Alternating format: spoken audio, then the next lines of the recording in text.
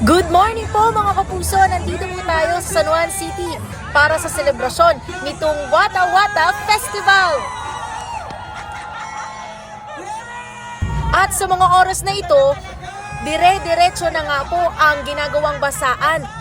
At nakikita po natin sa ibabaw ng fire truck na ito,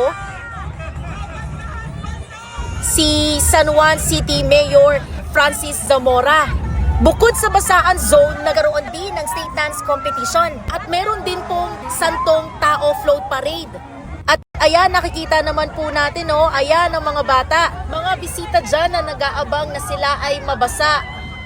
Ito pong Wata Wata Festival ay bilang selebrasyon o pagdiriwang din po ng baptismo Jesus Christ, by Saint John the Baptist. At ito po, guys, kaway-kaway!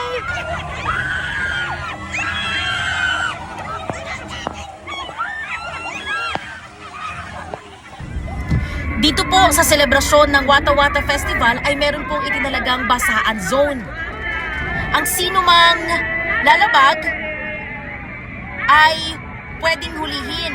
Magmumulta po o di kaya naman ay makulong nang aabot sa hanggang 10 araw. Kita naman natin talagang enjoy, Kaya naman mga kapuso, ingat po sa pagpunta at pakikiisa dito po sa Wata Wata Festival ngayong taon. Ito muna ang latest mula po dito sa San Juan City.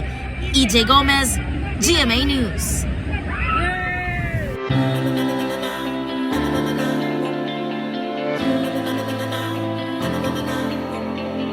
Na na na na na